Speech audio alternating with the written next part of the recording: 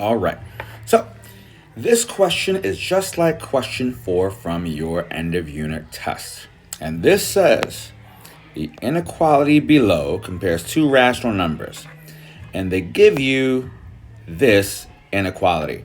Don't be fooled by that word inequality. An inequality is just a math statement that has one of these symbols that compares two values.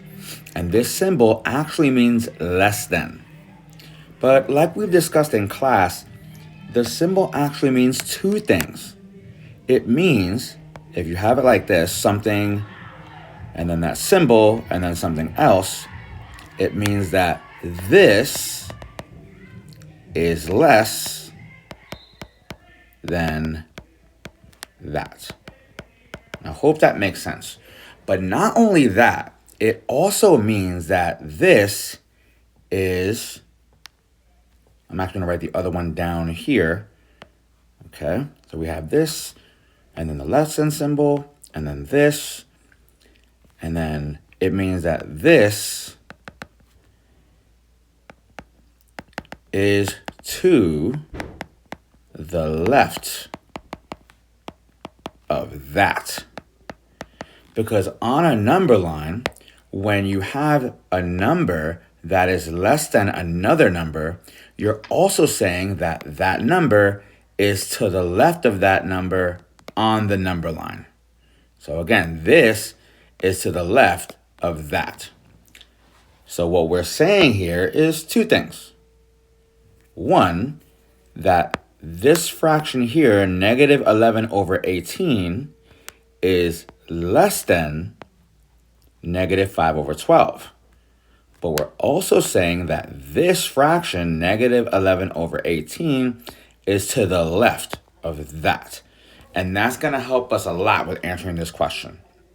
Let's keep going. If the two numbers were plotted as values on a horizontal number line, which statement would be true?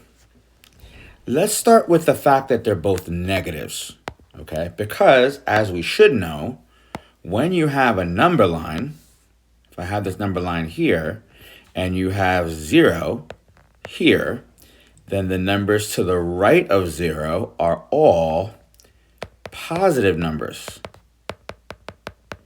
And the numbers to the left of 0 are all negative numbers. Now, both of these values that we have here, negative 11 over 18 and negative 5 over 12, are both negative, which means that since they're negative, they will be to the left of 0. Okay? So, that will also help us with answering our question. Let's read choice A. Both numbers, they're talking about these two numbers, lie to the right of 0. That's not true, because for that to happen, they would both have to be positive. So choice A is not possible. Choice B says both numbers lie to the left of 0. Now that part's true, so B is a possible answer. Let's go to C. Both numbers lie to the right of 0. Again, that's not true, so we can get rid of C. And choice D says both numbers lie to the left of 0. That's also true, so D could be a possible answer. So right away, we narrow down our choices to just 2. We can now get rid of A and C. Now let's get to the rest of choice B. We already said this is true. Both numbers lie to the left of 0. That is in fact correct. But now we have to look at the second part.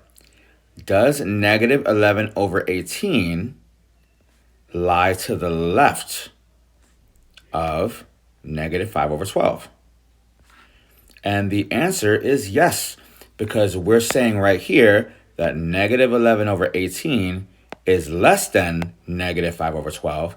But like we said before, that also means that this first value, negative 11 over 18, is to the left of whatever this second value is.